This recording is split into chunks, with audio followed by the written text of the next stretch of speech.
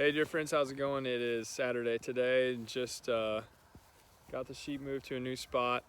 Um, Enjoying a nice Saturday evening, just processed a pig and enjoying the sunset, and wanted to bring you guys some thoughts today in the faith community and the not so faith community, the liberal side of things, and draw a line down the middle to see if we can see each other's strengths and weaknesses. As a person who has lots of friends on both sides, growing up a musician, primarily a very liberal crowd, but I grew up on a farm, primarily a very conservative, faith-based crowd. And growing up on a farm and watching how animals are produced and grown at a small scale, not knowing the industrial side of things where things are produced at a very large scale, and coming from a very faith-based home, I see now how the industry has forced us in the faith community to compromise our values when we want to honor the Creator and steward His creation. Because the industrial complex of food does not view life with the ability to heal. They want to take nature and force it into a box with business mindset and change the environment, change the product rather than changing the environment. So like in the world of pigs, pigs are designed to be out in a pasture, rooting around, eating tree nuts and doing things like that. And the industry forces pigs on a slatted floor, and they feed them grain, feed them water. They have all the needs they meet, but because the pig is not natural to that environment, the pig expresses anxiety and carnivorous activity to where it acts out on the other pigs. So instead of the industry going, man, what did we do wrong, God? This pig's not acting the way it should, they go, wow, God, you really didn't design the pig the right way. Let's alter the pig instead of altering the environment. So they'll clip some teeth off, and they'll cut their tails off, and they'll make it so that the pig has a harder time acting out. So they might put a little medicine in their feed, or a little hormone here, or a supplement there that causes them to be more docile. In dairy, the industry also kind of has the mindset that they reward dairy farmers based on the quantity of milk a farmer can put out. So the industry says, hey, dairy farmers, why don't you guys try using this hormone that'll allow your cows to put off more milk, and then you can make more money. And then they started finding out that they had some complications in the health of the consumer, so then they didn't want the litigation and liability, so they said, maybe we ought to not do that. But hey, dating all the way back to the 1800s, when the two French scientists, Louis Pasteur and the other one being Beauchamp, one had the germ theory and the other one had the terrain theory. Well, that was really what got the ball rolling in this giant direction that nature is flawed. God's creation is flawed. We need science to fix all God's problems. So instead, millions of people were getting sick from raw milk. And instead of figuring out how to raise benchmarks in the environment of milk production, we said, well, there's something flawed with the milk, let's cook it. That'll kill all the bacteria. Germs are out to kill us all. So let's sterilize everything. And in doing so, we had this mechanistic mindset that nature was flawed and needed fixed. And so we started off with milk pasteurization. And then now we're about 140 years into it, and now we're looking back and we're seeing this huge rise, especially now that we've made the gut-brain connection, in probiotics and prebiotics and the importance of bacteria and things like milk. Everybody is now leaving the commercial dairy industry for the raw milk industry because we realize we shouldn't have done that. And instead of altering, hey, let's make milk barns cleaner, let's keep the product super clean on a small scale, let's not truck it as far away from the dairy, let's get it colder faster, we said, milk's broken, let's cook it.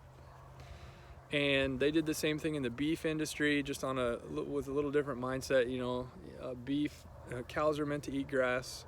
They're massive lacto fermenting vats, and they said, well, let's put a high value on an animal with a lot of intermuscular fat, and we'll call that prime, and we'll charge a lot more money for it, and then we'll feed the animal a lot more carbohydrates, and it'll get to that weight, market weight, faster when it's finished. It won't have as many amino acids and fatty acids and omega-3, omega-6, but it gets big fast. And hey, you know what? If we put little hormone pellets in their ear with a mycotoxin synthetic hormone, you can feed it the same amount of feed and it'll grow even faster, which maybe is a good conversation for a different day. Is like, is a calorie really a calorie to every person? Or if they have, hormonal defects in their body based on certain toxicities from the environment, it could be heavy metals, it could be whatever, is that causing them to gain weight faster, just like a beef animal in the industry? I don't know. Good conversation. And in the chicken egg laying industry, we decided that everybody used to have chickens back in the 30s, 40s, and 50s, and then all the homeowners associations said, okay, no more chickens in the city, let's leave it to the professionals. And so the business took a hold of chickens and figured out, well, how many can we stuff in a cage? And then they used the government to write a little legislation for them and said, hey, all a chicken needs is an 8.5 by 11 inch space to lay an egg. So they stuffed like 6 chickens in a 4 by 6 box. And then when the chicken, just like the pig, started to act out because it was in a very unnatural environment, they started, just like the pig, lots of anxiety, exhibiting very carnivorous behavior, pecking at the other chickens, pecking out their eyes. They said, all right, God, well, obviously you didn't do right designing a chicken because it can't fit in our industrial chicken houses. We'll just grind the beaks off and change the amount of light we give it throughout the day so it'll lay more eggs, because obviously, there's problems with the times that you have the sunrise and sunset, because chickens lay egg based on their time clock of their sleep system, and that was how they figured out how to do it. And when the industry got a hold of that, then we started having eggs, and they lowered the USDA minimum for what an egg had to require nutrient-wise. And if you look up the nutrients a pastured egg has versus a USDA standard egg, the pastured egg has 400% more nutrients in it than what an industrial egg has. So it's like, yes, the quantity of eggs we're putting off has gone up and the price has gone down, but the nutrients inside of the egg is less. The nutrients inside of the milk is less. The nutrients inside of the pig is less. The nutrients inside of the cow is less. Is it pounds that is the variable for quantification of success? That's what the industry uses, but it's not healthier for us in almost every sector. And they marketed it to us in the faith community as, hey, you be more efficient at this, you keep using our mechanistic mindset, you got more money to put in the offering plate on Sundays, you're a good Christian. And we baited it hook, line, and sinker instead of looking at, when we saw symptoms. Like, you could use this in the row crop industry as well. When row crop farmers were putting a seed in the ground, and all of a sudden they started having problems with bugs because we started using chemical fertilizer and throwing off the microbiome and the nutrient fluctuations of the ground. We were still using tillage, and at that time what we didn't realize was, when we're tilling, we're completely unraveling the network of microbial activity in the soil, and then we are forced to have to rely on nitrogen, phosphorus, and potassium. But what we've now realized is that when we leave all these roots intact, the microbial life is able to take atmospheric nitrogen for as long as we can keep green cover on the ground. And that does far more than any chemical fertilizer ever will. But there again, we started having bug problems, so we'd spray a pesticide, and then after a while, once the bugs were there to try and feed on plants that had weird bloated nutrient levels, then we started having weed problems, so we'd spray a little herbicide. And the industry was just loving this because they're making money off of us, as well as pushing us down this rabbit hole further and further of, compromising creation so we can have more money to honor our creator. And it's completely to me it's backwards, because if you take a second to slow down and think about it and go, God, how'd you design this thing? And just stop and not really be at first being worried about more money, because if you haven't noticed, farmers aren't really making any money right now either. And go, God, how did you design this thing to be sustainable? How do we depend on you? And watch it how he designed this whole thing, and become more biomimicry minded and acquaint ourselves with God rather than acquainting ourselves with the industrial business mindset. He would have shown us so many things that, we sent the kids off to the land grant university, and in the back door comes the industry to feed us all the information about all the products we need, where if we would have been just diligent on the process, using the diversity, using his creation in the animals that he designed them to do, and how to use the animal rather than using a machine. You see, as an animal grows older, it appreciates in value. As a machine gets older, it depreciates in value. How we've learned to just write a choreography over this landscape using diversity. All of these small acreages could have so much happening on them that right now land is devoted to one thing. It might be a pasture, or it might be a cornfield, or it might be you name it. But really, it should be a symphony orchestra of diversity, of designing a choreography to move and flow together just exactly the way God designed nature. And that's what we're finding now. And in the row crop community, when we, got further down the line and said, hey, God, obviously you don't know how to design a annual corn, soybean seed. Let's just genetically modify it so that it can survive in this altered environment we forced it into with, synthetic nutrients to pump back into the ground. And we're finding we're having to put more and more and more and more and more and more and more money into the soil, and the industry keeps raising the amount slowly of the amount of that you can spray on the soil every year that's acceptable. And eventually we're going to find out this soil is just going to be run so hard it can't grow anything anymore. We don't know how long it's going to take, but we've been rolling this ball for 140 years now with this mechanistic mindset. And here's where this really gets disturbing. Because we've decided that nature is flawed and we need to alter the animal instead of the environment, we can send our kids to school that is not a favorable environment all the time for kids to learn in. A building filled with all kinds of Wi-Fi, EMF, not great. They're not outside as much as they used to be. They're not able to express their kidness in the same way that the industry does not allow animals to express their pigness or their chickenness or their cowness. And when now a kid starts to act out in school or can't focus or hit that benchmark so the school can get their funding, what do?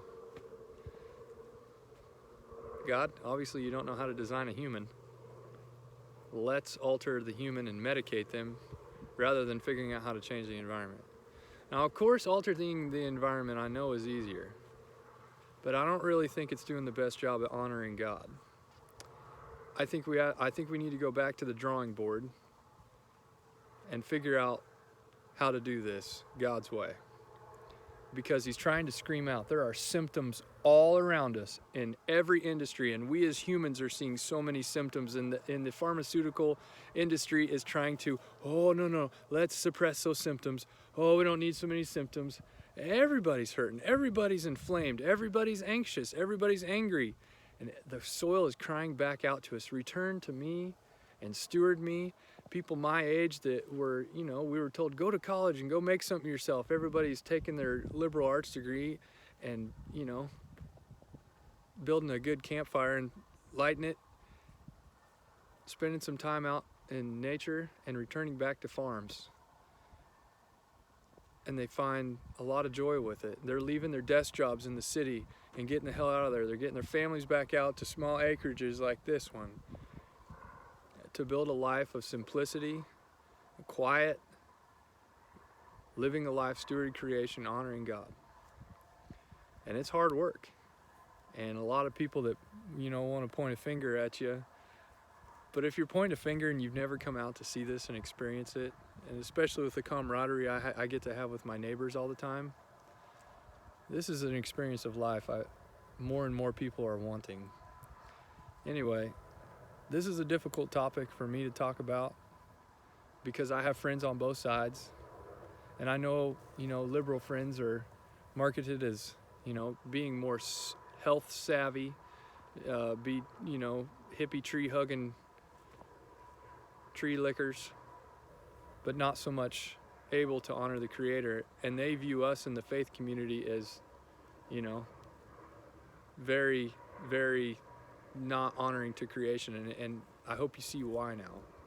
And I hope the two sides can come together. I hope that the faith community can look at the liberal crowd, at how they steward creation, and we'll leave the abortion conversation out of this, but for the most part, they're kind of whooping us at the composting, recycling type of thing. And for those on the liberal side, I hope you can look at us in the faith community, for us to be humble and for us to come together in the middle, because we are not going to come together trusting government to do the job. They're going to divide us even further. And if we are to figure out how to coexist on this planet, we're going to have to do this together. And we're going to have to depend on God to do it, and His wisdom, and we're going to have to do it His way. There's no other way around it. To you, I'm talking to you, my liberal hippie friends. He made this, whether you want to admit it or not. And to my faith-based friends, we got to do the same thing. Anyway, I hope you guys have a great weekend. I hope you had a great Valentine's Day. I'm going to finish up with my sheep tonight and head up to the house and eat some supper, spend some time with the kids. You guys have a great weekend. We'll catch you guys later. Bye.